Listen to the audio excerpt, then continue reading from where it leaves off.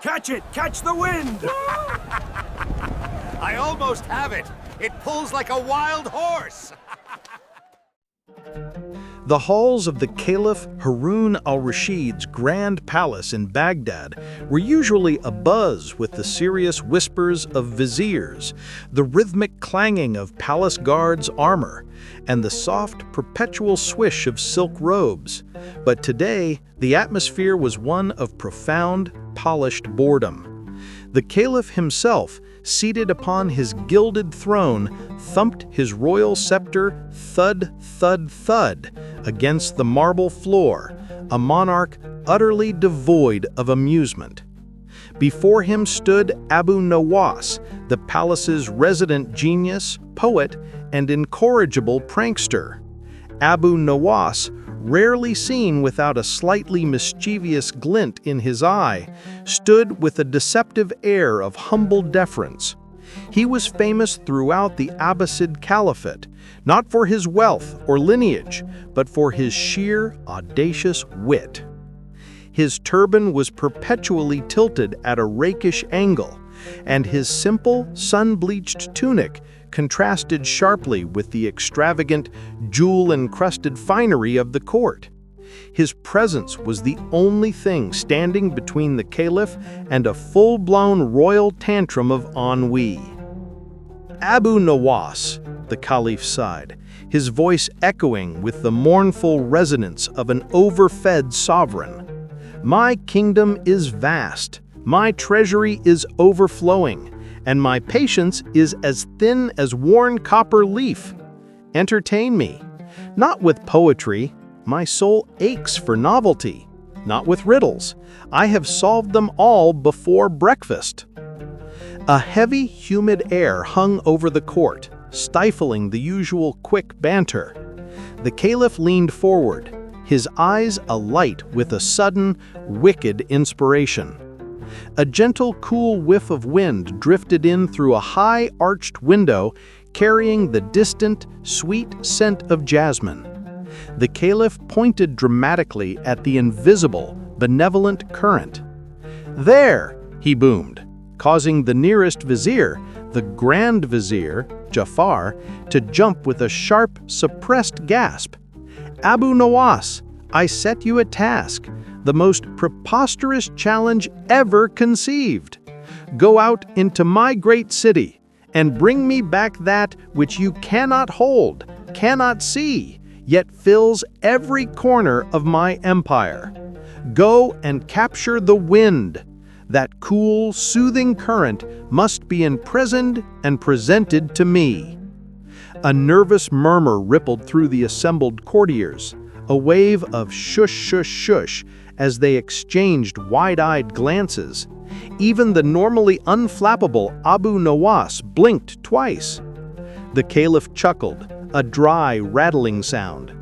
"If you succeed in bottling this elusive, breezy fellow, I shall reward you with a magnificent sack of solid, jingling gold coins. A heavy, glittering prize for a truly light catch. But if you fail to present me with the captured heir, if you merely return with empty hands and empty excuses, you know the custom, Abu Nawas. The dungeon awaits, cold and damp, a place where even the cleverest wit turns to watery despair." He finished with a theatrical flourish, settling back to watch the fun begin. Abu Nawas knew the Caliph wasn't entirely joking. A royal mood swing could be fatal. He bowed deeply, his mind already beginning its frantic, chaotic churn. The game was afoot, and the stakes were delightfully high. Abu Nawas felt a sharp jolt of genuine panic. Capture the wind? It was an absurdity, a concept as slippery and intangible as a moonbeam filtered through smoke. He hurried out of the palace, the Caliph's booming laughter, a sound like stones rolling down a well, still echoing in his ears. His heart hammered a quick thump, thump, thump against his ribs. His initial strategy was desperate. He ran to the spice market, hoping to find some legendary container capable of holding the formless.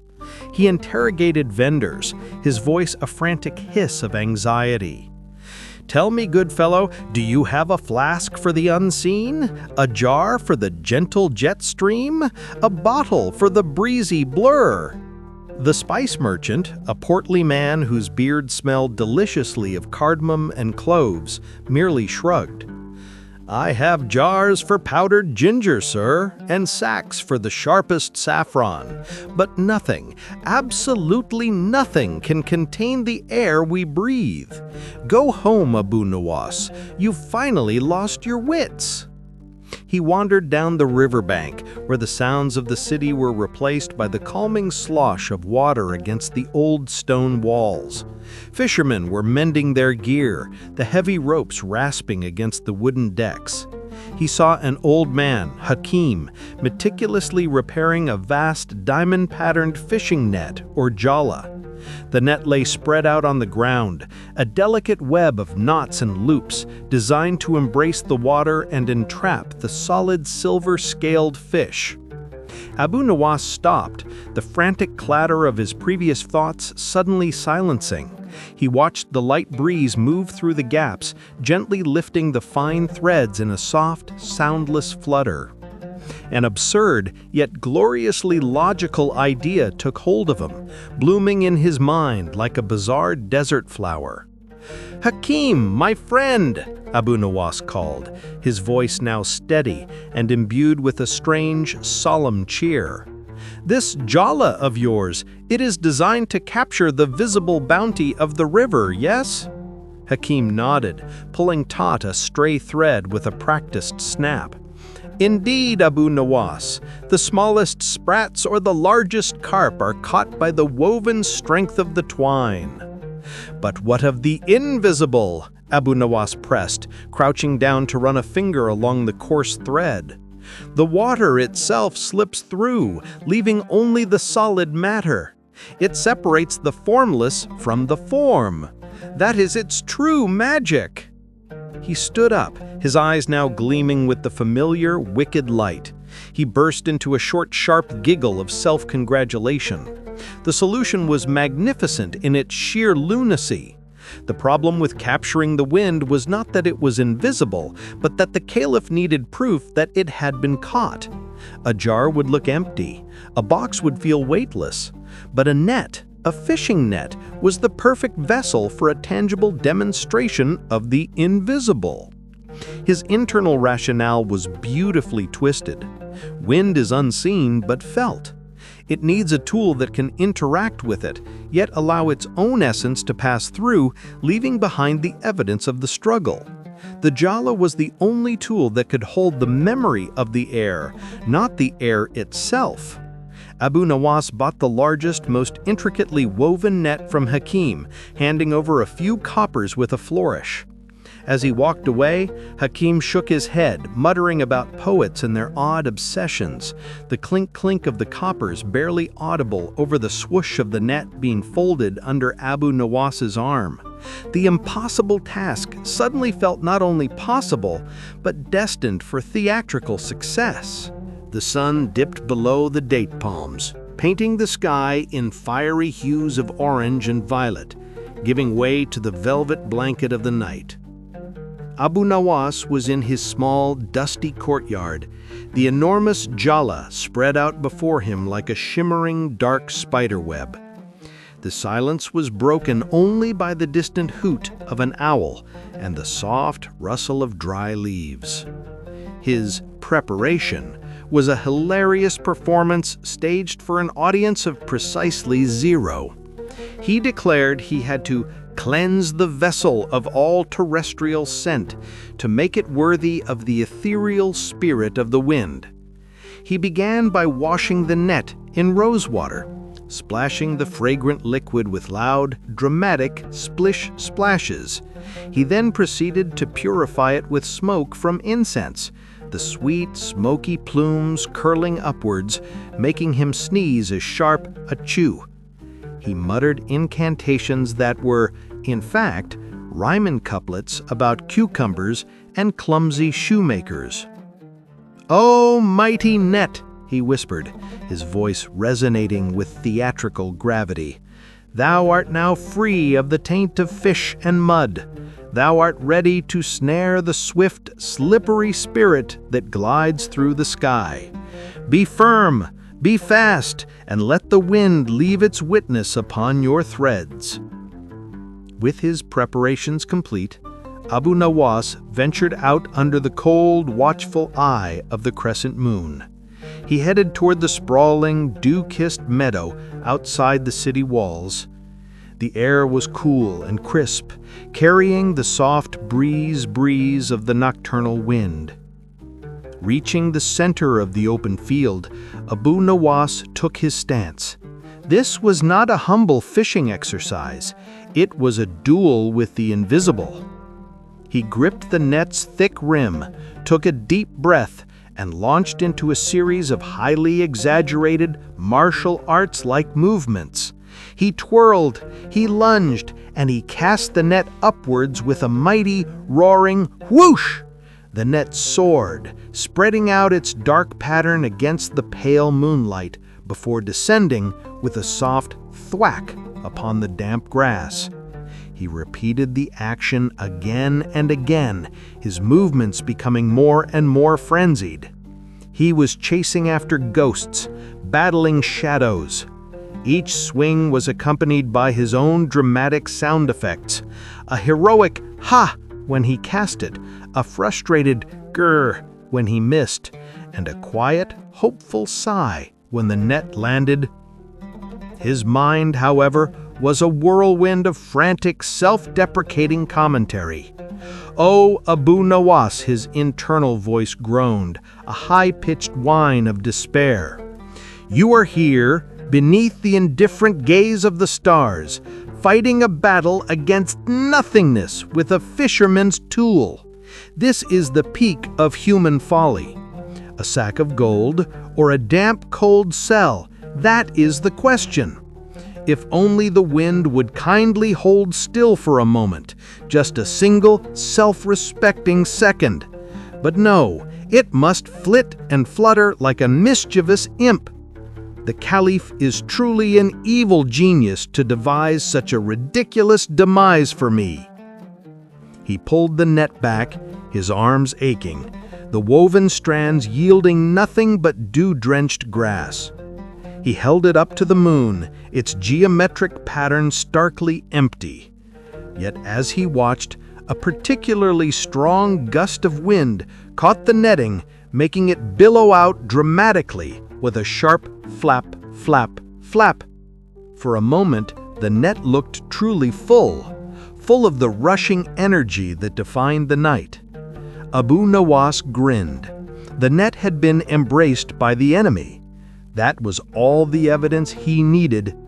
He folded the jala carefully, wrapping it like a sacred, invisible treasure, and set off back to the city.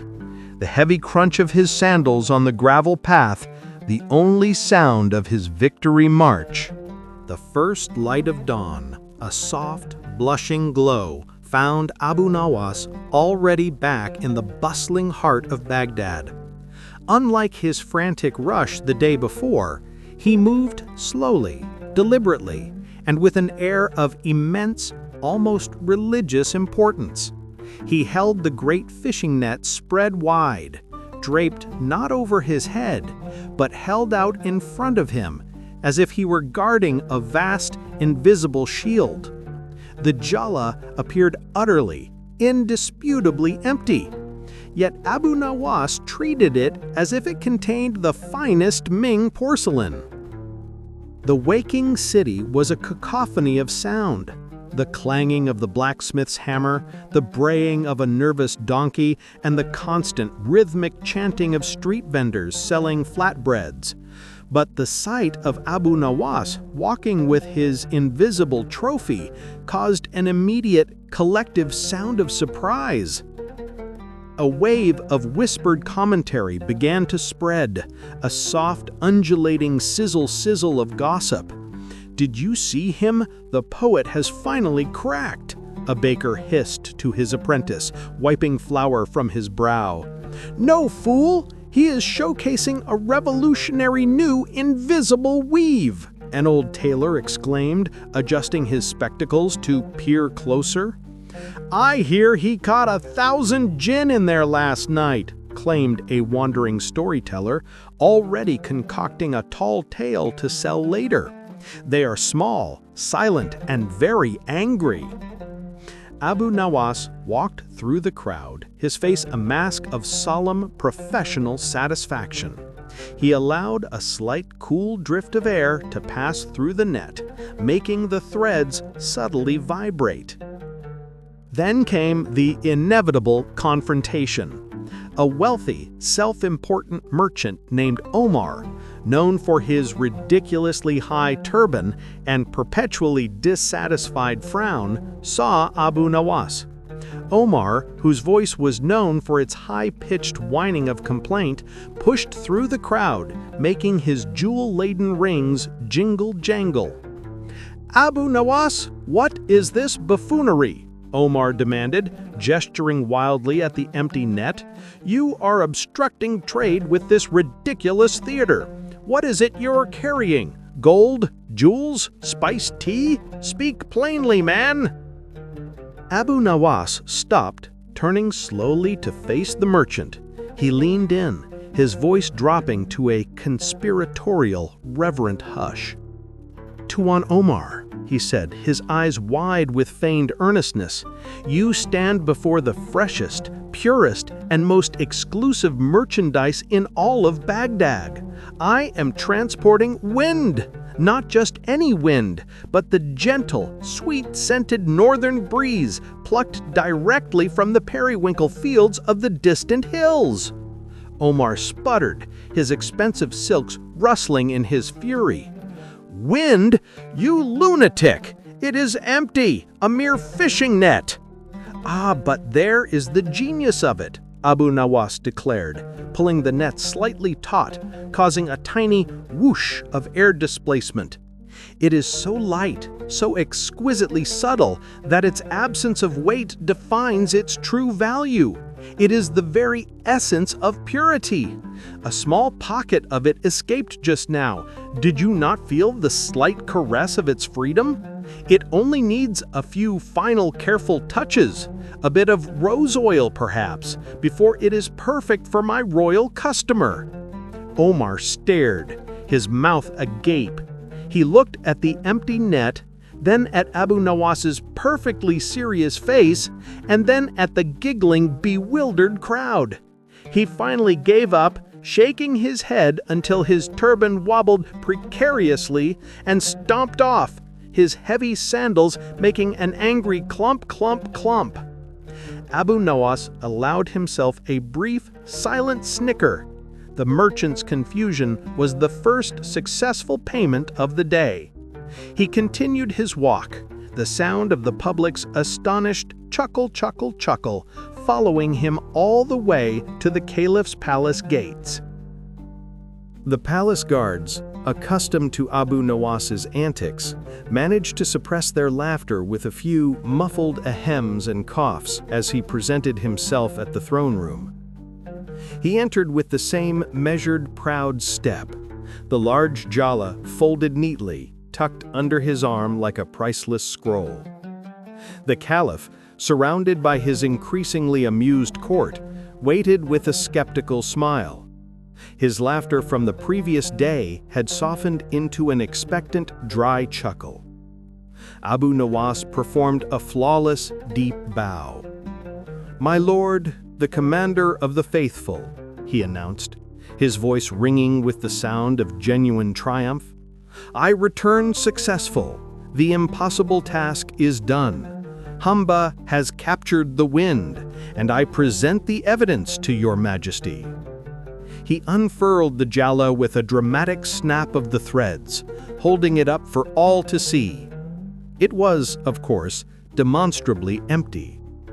A unified, explosive wave of laughter erupted through the court, a glorious, unrestrained sound of "ha ha ha!"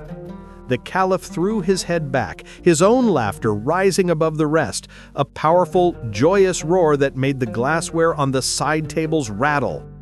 The Grand Vizier Jafar nearly toppled off his small seat, clutching his stomach as he emitted a high-pitched hee-hee-hee. "Abu Nawas, you audacious fool!" the Caliph managed to gasp out between spasms of mirth. "Do you mock me? You bring me a common fisherman's net, full of holes and nothing else. Do you think me so easily deceived? I see no captive, I see no wind, only thread and air." Abu Nawas waited patiently for the wave of hilarity to subside. He stood perfectly still, his expression transitioning from pride to one of profound, wounded seriousness. The silence returned, heavy and expectant, broken only by a few lingering snorts and snickers. "Your Majesty is mistaken," Abu Nawas stated calmly, his voice a low, firm baritone.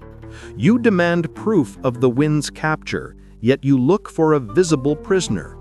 The wind, Tuanku, is invisible, intangible, and utterly formless. If I had brought it contained in a clay jar, you would say the jar was empty. If I had brought it in a box, you would say the box was merely filled with air. This net, however, is the only honest vessel." He held the net aloft once more, letting the light catch the fine knots. "I have captured the wind, my lord.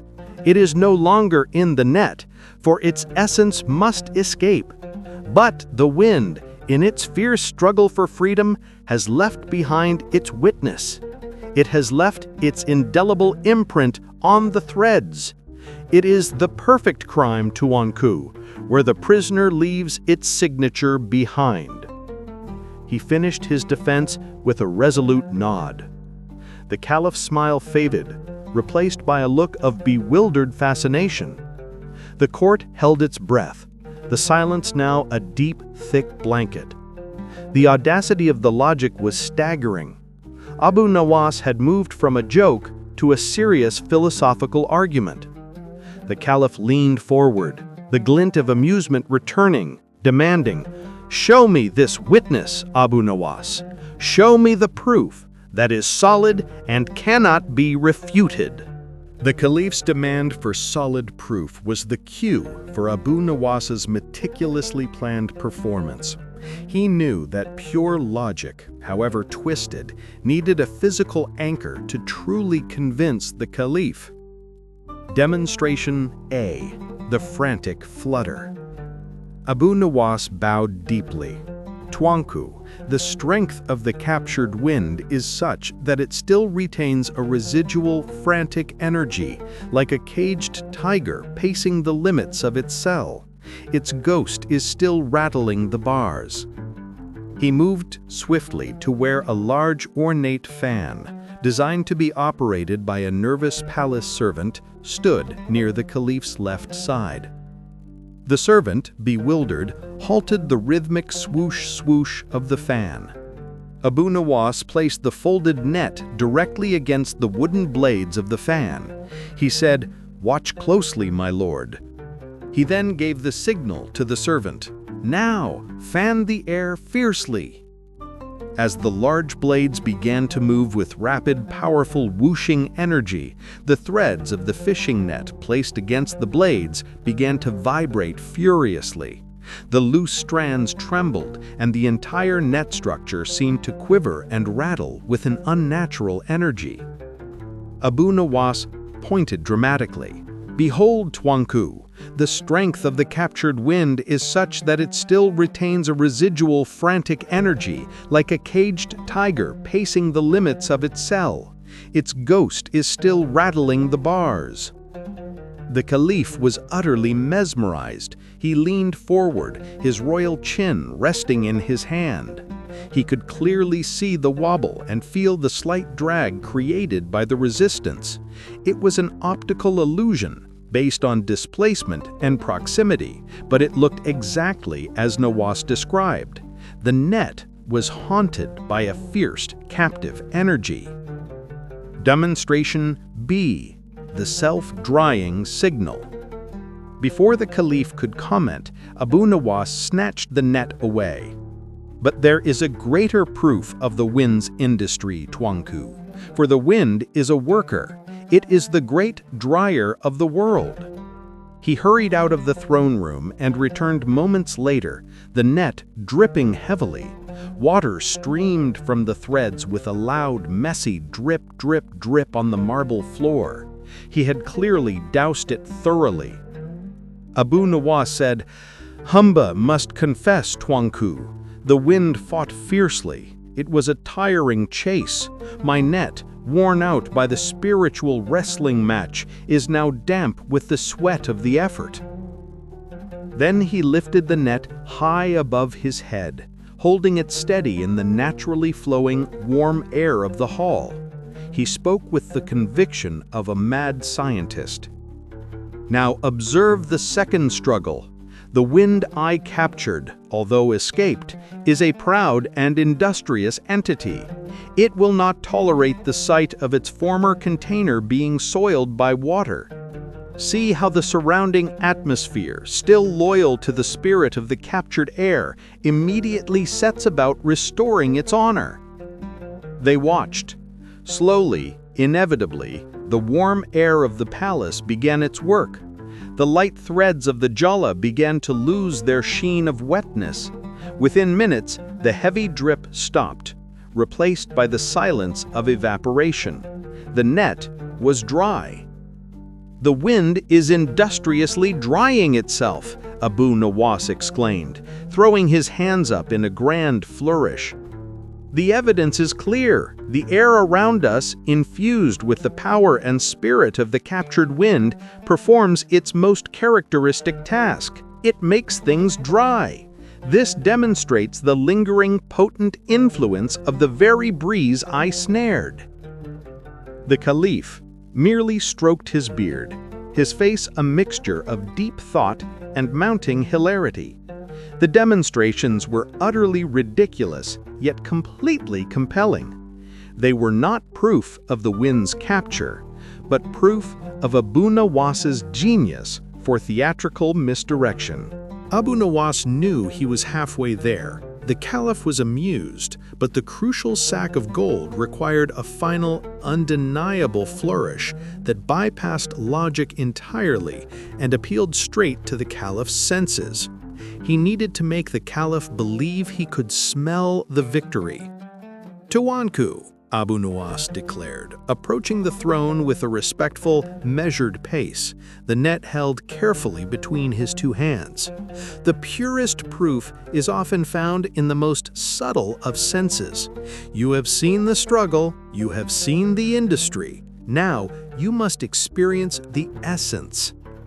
The court held its collective breath, a soft, expectant whoosh of air escaping from all lungs.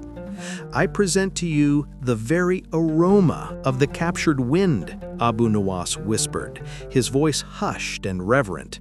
"I spent all night in the high fields, where the air is unsullied by the stink of the city's fish oil and the smoke of the bakeries.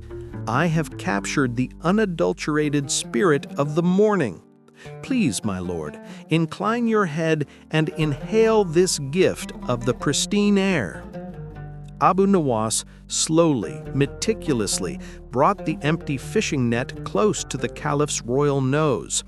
The Caliph, unable to resist the sheer theatricality of the moment, leaned forward, his grand turban nearly touching the fine threads of the jala. He closed his eyes dramatically and took a deep, deliberate breath. The court, witnessing this sublime absurdity, was utterly silent, listening only to the Caliph's slow, deep sniff, sniff. He smelled nothing, of course, but the faint, earthy scent of the hemp from the net itself. However, Abu Nawas's suggestion, combined with the Caliph's intense focus, created a powerful suggestion. The Caliph had expected to smell freshness, and his mind, eager for the punchline, manufactured the sensation. The Caliph's eyes snapped open. A wide, genuine smile broke across his face.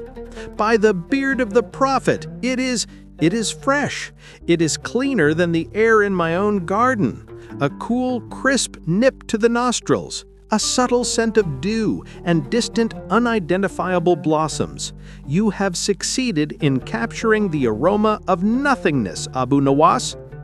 The court erupted in a chorus of fawning agreement, a mass of simultaneous oohs and ahs as they praised the freshness of the air around the net. The Caliph was thoroughly entertained.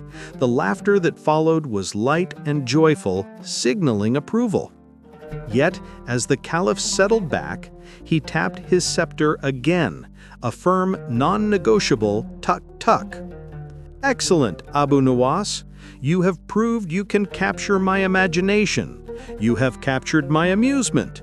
But for the sack of jingling heavy gold, I require a proof that is physical, something that clearly demonstrates that the unseen force you caught is capable of causing a tangible, real-world effect upon a living creature.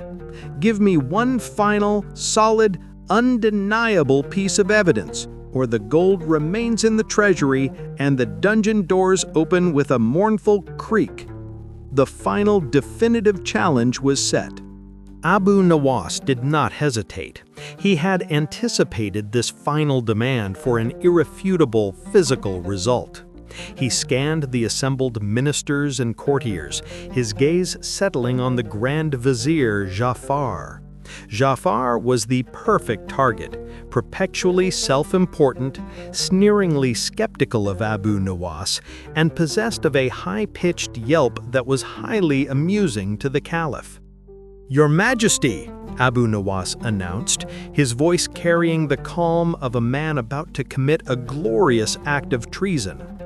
"The power of the captured wind is such that it can still momentarily seize control of its container and deliver a swift, sharp rebuke to those who deny its existence.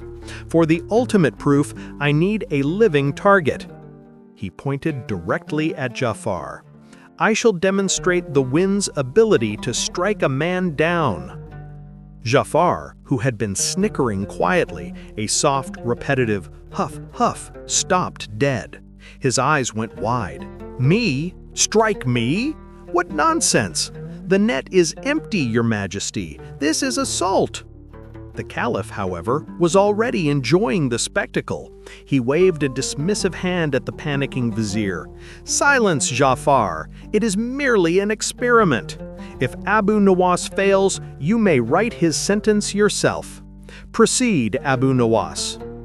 Abu Nawas gripped the rim of the net firmly. He stood about 10 paces from the petrified Jafar.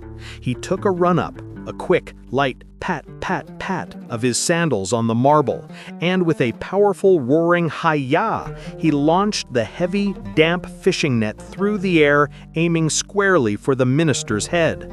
The jala traveled through the air, its woven strands flapping with a sharp, aggressive whack, whack. It landed perfectly, enveloping Jafar's elaborate turban and face in a confusing, constricting tangle of wet hemp. Jafar, blinded and startled, reacted instantly and violently. He shrieked, a high, piercing eek that echoed off the palace walls. He stumbled backward, his arms flailing like windmills, his feet performing a frantic, comedic shuffle, shuffle, shuffle dance of panic. He bellowed in indignation, his voice muffled by the net. "I am attacked! I am assaulted by the wind! The cold, rough texture of the net is throttling me! Help! Free me from this invisible fiend!" Guards rushed forward, smothering their own laughter with difficulty, and began the delicate, slow process of peeling the large, damp fishing net off the Grand Vizier's head. Jafar emerged, his turban askew, his face smeared with soot from the dusty hemp, his eyes wild with terror and rage. He stood there, panting, a picture of ruffled, humiliated authority. The sound of the entire court trying desperately not to laugh was a collective, controlled giggle. Abu Nawas, meanwhile, stood back, the picture of professional detachment. He retrieved the net, folding it carefully, as if the entire exercise had been a routine scientific procedure. The Caliph, far from being angry, was wiping tears of pure joy from his eyes, his deep laughter now his steady boom, boom, boom. The Caliph's laughter finally subsided into a long, wheezing gasp. He motioned to Jafar, who was still muttering angrily about reparations for the trauma. "Jafar," the Caliph commanded, his voice still shaking with mirth, "tell me, what did you feel? Was the net rough?" "Rough? It was a terrible, terrifying assault, Your Majesty," Jafar spat, his voice cracking with indignation. "The rough, horrible hemp struck my face with a brutal slap. I felt the weight of it, the cold, dampness, and the shock." Abu Nawas seized the moment, his voice cutting through the vizier's complaints with the sharp precision of a surgical blade. He turned to the Caliph, his eyes blazing with mock enlightenment. "There is your proof, my lord, the ultimate, undeniable evidence." He pointed at the furious vizier. "Tuanku, Jafar is correct. He felt the cold, he felt the weight, he felt the sudden, sharp slap of the hemp on his cheek. But I ask you, if the net was truly empty, if it was merely thread and air as you claimed, why did it hit him with such force? Why did it strike with a whack that startled him so? Why was it capable of making him cry out with terror?" The Caliph paused, considering. "Well, of course, Abu Nawas. The net hit him because you threw it. The force came from your arm." Abu Nawas shook his head dramatically, the folds of his turban swaying in denial. "No, Tuanku. My arm only provided the direction. The net itself is but a flimsy feather-light thing. It is full of holes. It has no surface area to truly catch the force of a throw." He struck the final grand rhetorical blow, the true gem of his magic logic, his voice rising to a crescendo that silenced every skeptical murmur. "The jala is merely the wada, the container, the symbol. When I threw it, it was instantly filled with the rush of the air, the wind. It was the power of the captive wind that momentarily trapped and solidified by the forward motion of the throw. If Jafar did not feel the wind I captured, how could he possibly have felt the physical touch of the net that was propelled by that very same wind? The net is simply the hand of the invisible spirit. Jafar felt the wind, my lord. He felt the wind's vengeance." The entire court stared, mouths agape. Jafar sputtered, completely defeated, not by truth, but by the sheer, magnificent absurdity of the argument. It was a masterpiece of illogical consistency. The sound of silence in the hall was the sound of 1,000 brains short-circuiting at once. The Caliph Harun al-Rashid remained silent for a long, beautiful moment. He looked from the perfectly folded empty net in Abu Nawas's hand to the disheveled, still sputtering Jafar. He then surveyed his silent, bewildered court. He could see the flaws in the logic, of course, but he could not deny the flawless execution of the wit. Abu Nawas had achieved the impossible. He had taken an intangible concept and forced a tangible reaction from the world, and from the most pompous man in the court. The laughter was gone, replaced by a deep, grudging respect. The Caliph slowly leaned back against the deep cushions of his throne. A slow, thoughtful smile spread across his face, a smile that acknowledged defeat with great pleasure. "Abu Nawas," the Caliph said, his voice quiet, resonating only with the metallic clink of his own heavy bracelets. "You are a menace, a lunatic, and a genius beyond measure. Your argument is based on sophistry and sheer nerve. Yet your proof, in the form of the thoroughly humiliated Grand Vizier Jafar, is indeed solid and undeniable. Jafar's terrified screech is more evidence than any scientist could provide." He paused, and the court leaned in, anticipating the verdict. You claimed you would capture the wind. You did not capture the wind itself. But, Abu Nawas, you captured something far more elusive, far more valuable, and far more difficult to contain. You captured my mind. You trapped my disbelief in a net of your own making. You convinced me that an empty net was, for all intents and purposes, a full one. The Caliph raised his hand, gesturing to a servant. Bring the sack of gold, the heavy, jingling one. Abu Nawas has won his wager. A collective sigh of relief and admiration swept through the court. The Caliph had made his decision. Abu Nawas had triumphed, not by holding the wind, but by holding the Caliph's attention and bending reality to his will. The wind had not been caught, but the Caliph's judgment had been successfully snared by Abu Nawas's glorious, magical logic.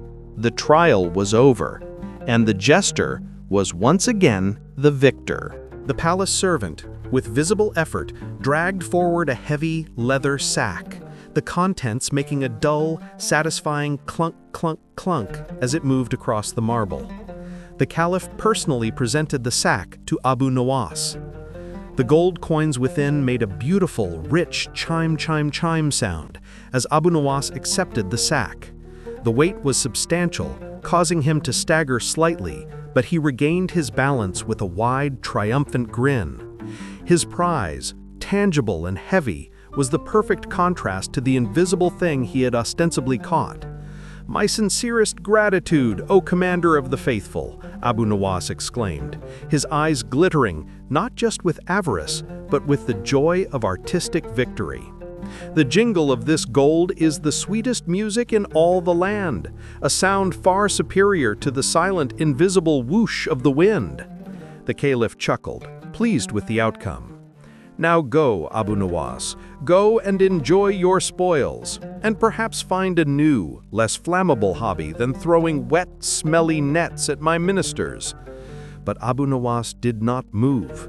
He shifted the heavy sack to his shoulder, its weight seeming to give him renewed confidence.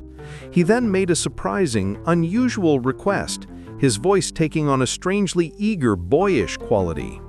"My lord, before I depart to count this treasure until my fingers are numb, may I impose upon your generosity for one final favor?" The Caliph raised an eyebrow. "A favor? You just received a king's ransom. What more could you possibly desire?" Abu Nawas leaned in, his eyes wide. "I crave not more gold, Tuanku. I crave the hunt, the search, the sheer glorious challenge. Now that I have successfully captured the invisible with the help of a fishing net, my mind is already racing. I have seen 1,000 ridiculous tools in the market. Pots, sieves, broken umbrellas, worn-out shoes, all of which might serve as the perfect tool for a future impossible task." He paused, a conspiratorial whisper escaping his lips. "I beg of you, my lord, devise another task, a task even more ridiculous than capturing the wind. Perhaps capturing a moonbeam, or perhaps bottling the Caliph's own shadow. Give me another impossible pursuit so that I may return to the great Baghdad Bazaar and begin the joyful, preposterous search for an even funnier tool than the Jala." The Caliph stared at him, then burst into a genuine ha-ha-ha. He recognized the true nature of Abu Nawas's genius. It was the performance, the chase, the sheer fun of the ludicrous solution that truly motivated him. He nodded, satisfied. "Go, Abu Nawas. Return when you have spent that gold. I shall have a new, impossibly foolish task waiting for you. Now off with you." Abu Nawas left the palace, the heavy sack of gold coins making a celebratory, rhythmic jangle-jangle with every step. He returned not to his quiet home, but directly to the busiest section of the marketplace. He sat down prominently next to a fruit vendor, his treasure sack displayed carelessly beside him. As expected, the people soon recognized him, and a crowd quickly gathered, a swirling, murmuring vortex of curiosity. "Abu Nawas, tell us, how did you trick the Caliph?" one man called out. Abu Nawas held up his hand, silencing the crowd with a polite, firm shh. He then stood up and announced his triumph with great fanfare, his voice booming over the market's everyday clatter. "My friends, I did not trick the Caliph. I fulfilled my task with scientific brilliance. I sold the commander of the faithful a large portion of the north wind, captured right here in this very net." He held up the jala once more. The crowd gasped. He sold the wind for all that gold? The whispers were quick and amazed, a rush of sibilant sound. "Indeed," Abu Nawas confirmed, tapping his heavy sack so that the gold gave a satisfying, powerful clank. "The Caliph was so delighted with the purity of the air I captured that he paid me by the pound for the entire net's weight in gold. He now has the freshest air in all of Baghdad, sealed in the royal treasury." The effect was instantaneous and hilarious. The sound of realization spread through the crowd like a contagious wave.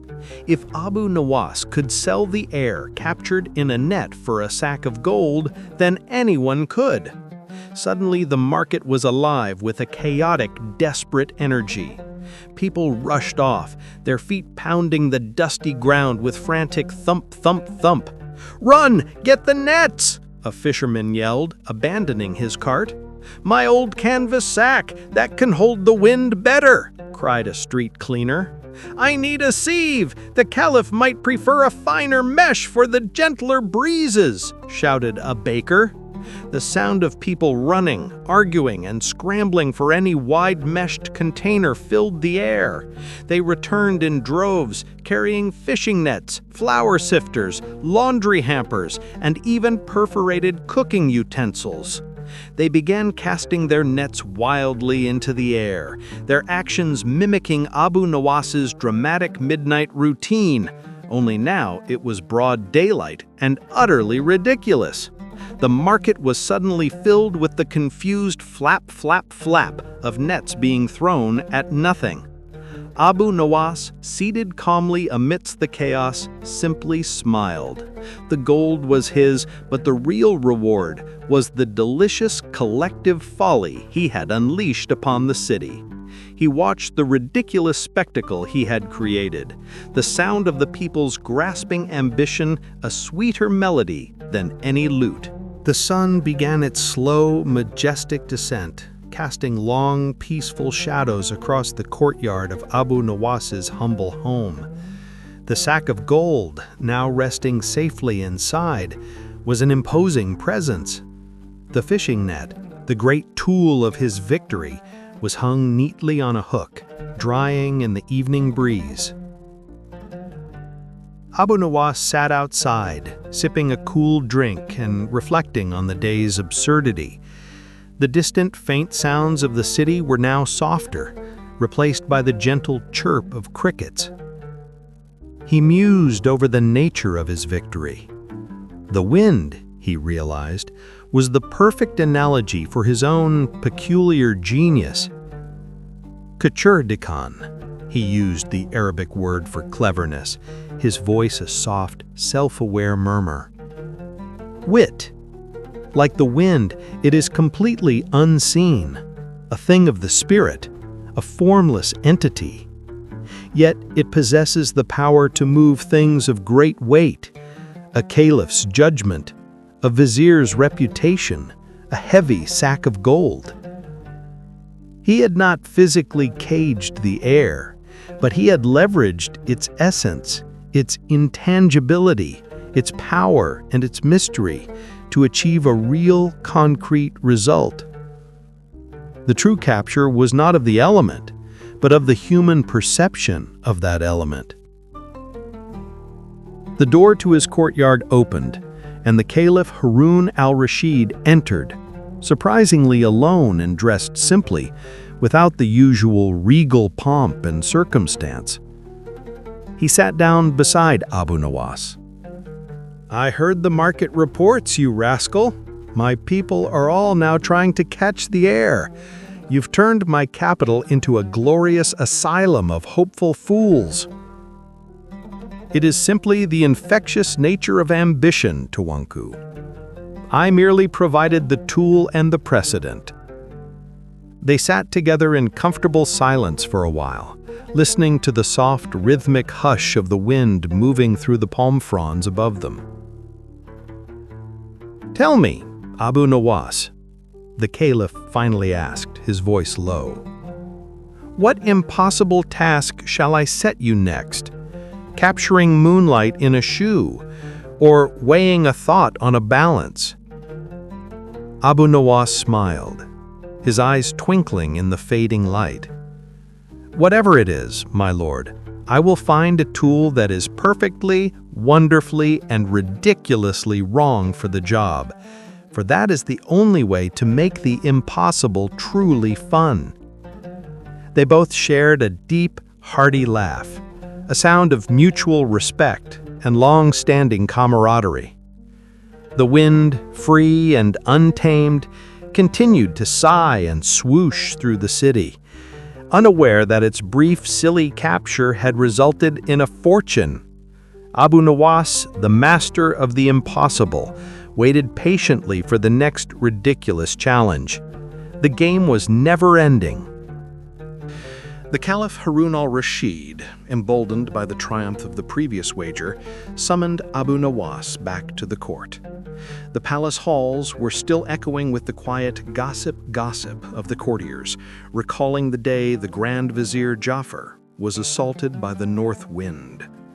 This time the Caliph was prepared, his eyes gleaming with the pure, wicked joy of a master chess player unveiling a new, impossible move. "Welcome back, O master of the absurd," the Caliph boomed, his voice a deep, reverberating thrum that settled over the silent assembly. "I see the jingling gold has not dulled your magnificent appetite for preposterous success." Abu Nawas bowed, the faint, lingering scent of rosewater and hemp still clinging to his tunic. "Tuanku, the wealth is appreciated, but the chase is my true sustenance. Have you devised a task worthy of my, shall we say, unconventional methodologies?" The Caliph tapped his scepter twice, a sharp, commanding tap-tap, and leaned forward. "Indeed, Abu Nawas, I have studied your previous victory. You succeeded because the wind, though invisible, is a substance of movement and friction. You used a tool of holes to prove its presence. Therefore, I must choose an adversary that is wholly different."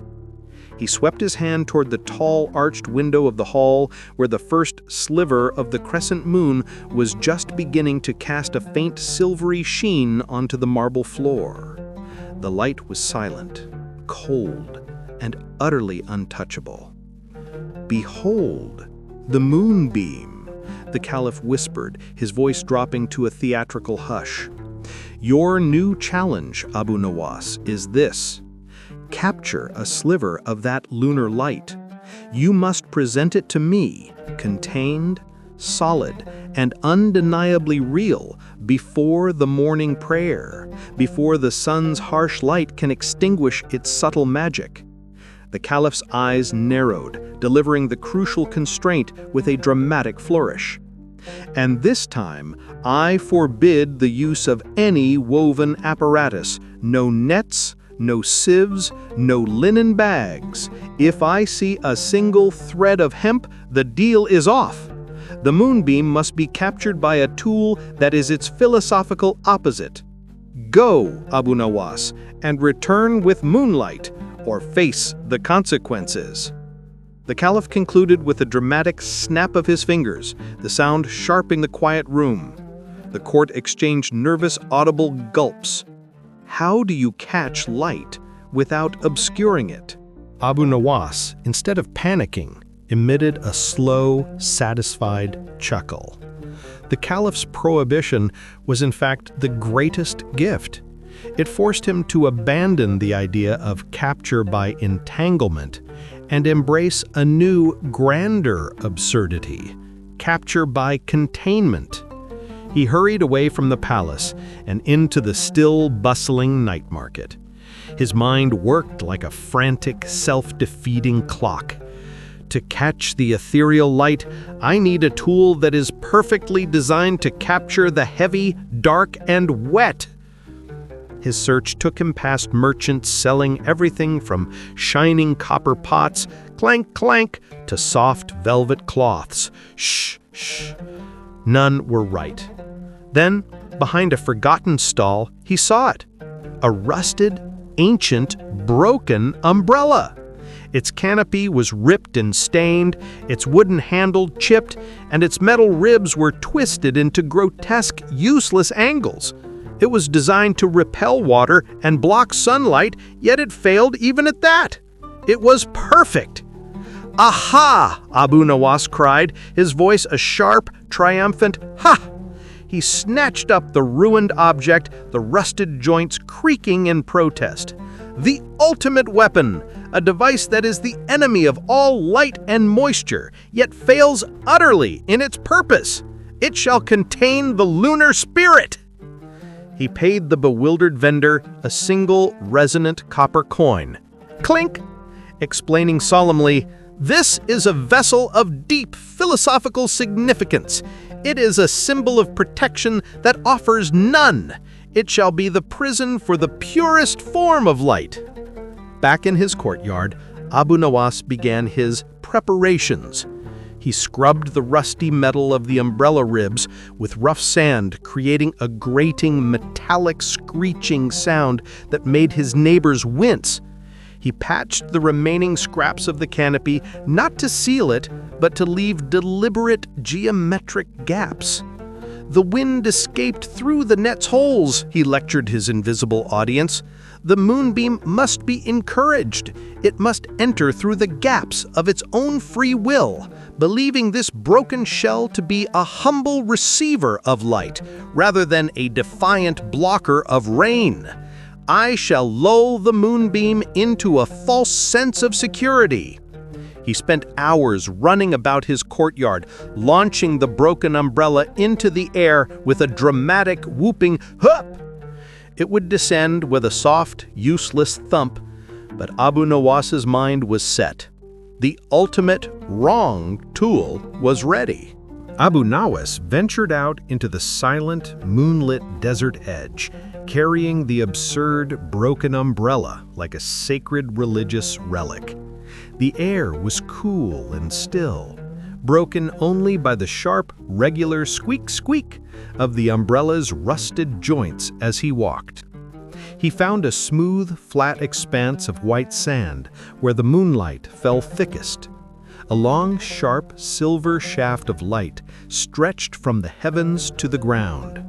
Abu Nawas stood at the base of the beam, feeling the cold, silent glow on his face. His first attempt was pure physical comedy. He opened the broken umbrella with a jarring crackle of stiff fabric and bent wires. He tried to scoop the light, swinging the umbrella sideways with a powerful, sweeping whoosh. Of course, the light simply passed through the gaps and around the edges. He tried again, plunging the umbrella straight down into the beam, hoping to trap a solid chunk of light. All he heard was the scratch-scratch of the metal ribs on the sand. "Oh, ethereal foe," Abu Nawas muttered in frustration, his voice a dry, rasping sigh. "You are 1,000 times more slippery than the simple, boisterous wind. The wind at least pushes back. You merely yield and exist elsewhere."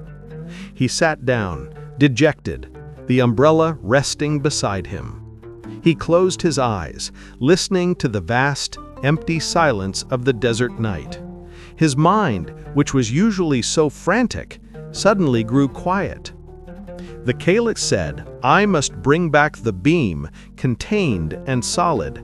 But the beam is only a path, a pointer. It is not the light itself. The light is everywhere." He thought of the sun and how its rays are turned into heat or color or power.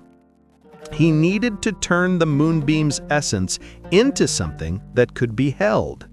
He needed the light to leave an imprint, a permanent, solid witness, just like the net had held the witness of the wind. He remembered the caliph's treasury, filled with shining bronze and polished silver. He scrambled to his feet, abandoning the useless umbrella with a careless thud. He had a new plan, involving a tool that captures light by transforming it. He ran back toward the city, his sandals making a quick, decisive pat-pat-pat on the hard ground. Abu Nawas raced to the home of the royal metalworker, rousing the man from his deep sleep with a series of frantic bangs on the door. "I need the most polished, perfect bronze mirror you own," Abu Nawas demanded, his voice breathless. "The kind used to capture the morning sun for lighting fires. It must be heavy, solid, and capable of holding a reflection with absolute clarity."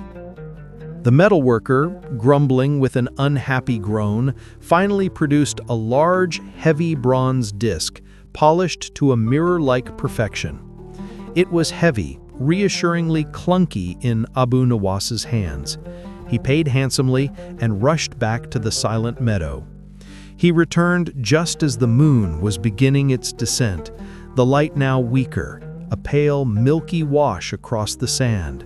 He held the bronze mirror and placed it carefully on the ground, angling it precisely until it caught the full, glorious light of the moonbeam. The mirror did not simply reflect the light, it seemed to drink it. The cold silver moonlight flooded the bronze, transforming the light into a solid, tangible disc of white-hot reflection. The reflection was so clear and so stable that it appeared to be a material object in itself, a perfectly circular slice of pure, captured moon. Abu Nawas seized a heavy black velvet cloth, a complete philosophical antithesis to the light, and, with a swift, dramatic move, he draped it over the mirror. The moment the cloth hit the bronze surface, there was a soundless, invisible click of finality. The light was trapped. The bronze, now covered, felt heavy and cold. It was no longer a reflector of light. It was a container of light. "Caught!" Abu Nawas whispered, a sound of utter triumph. The caliph demanded the moonbeam, contained and solid. He shall receive the moonbeam's essence, rendered solid by the most ancient of magic, reflection. He carefully wrapped the heavy, cold, solid container of light in the velvet, making sure that not a single glimmer of the reflection escaped. He carried the heavy, cold, solid container of light back to the palace, his mission accomplished just as the first faint pink blush of dawn was appearing on the horizon. The sound of his own rhythmic, satisfied breathing was the only music of his victory march. Abu Nawas entered the throne room just as the caliph was taking his seat. The court was slightly drowsy, their tired eyes blinking in the soft morning illumination of oil lamps. Grand Vizier Jafar looked particularly smug, convinced Abu Nawas had failed. Abu Nawas placed the heavy, velvet-wrapped object on a small table before the caliph. The thud of the bronze mirror was undeniable. This was no flimsy net. "My lord, the commander of the faithful," Abu Nawas announced, his voice steady. "I have returned victorious. I present to you the captive moonbeam, contained, solid, and demonstrably real." Jafar scoffed, a loud, cynical "Nonsense, your majesty. He brings a heavy object wrapped in cloth. It is a rock, or perhaps a jar of sand. The light of the moon is gone with the dawn. Where is the moonbeam? Show us." The caliph, however, looked intrigued. He pointed at the heavy bundle. "If this is the moonbeam, Abu Nawas, prove it." Remove the covering. Let us see its magical glow." "Ah, but my lord," Abu Nawas replied, shaking his head sadly, "if I remove the covering, the volatile essence of the moonbeam will immediately dissipate, escaping into the harsh, competitive light of the palace lamps. The light I captured was the reflection of the moon, its spirit, its power, made solid upon the polished bronze, and I sealed it with the cloak of darkness." He turned to the Caliph. "However, I can demonstrate that the power of the light is contained in this cold bronze prison." Abu Nawas reached into his tunic and produced a small, freshly lit oil lamp, the flame giving a gentle flicker. He placed the lamp right next to the covered mirror. "Observe, Tuanku, the moonlight I captured was pure white light. It is now fiercely resisting all other forms of light energy." He slowly, dramatically lifted a corner of the velvet cloth. As the small lamp flame approached the exposed edge of the polished bronze, the flame seemed to waver violently, dancing and twitching as if repelled by an invisible force. The whoosh of air displacement was slight, but the visual effect was dazzling. The lamp flame struggled. "The captured light of the moon, now solid on the bronze, rejects the fire of man," Abu Nawas declared. "The moonbeam's power remains, a cold, hard, white essence. It is the light made heavy." The Caliph, watching the lamp flame's visible cringe before the polished bronze, let out a deep, satisfied mmm. He understood. It wasn't about the moonlight. It was about the power of reflection. The bronze mirror, covered and heavy, was proof that light's essence had been made solid enough to be transported. The Caliph burst into a grand, appreciative laughter, a joyous rumble of approval. "You are an artist of impossibility, Abu Nawas. You win again. The weight of the bronze is now the weight of your reward."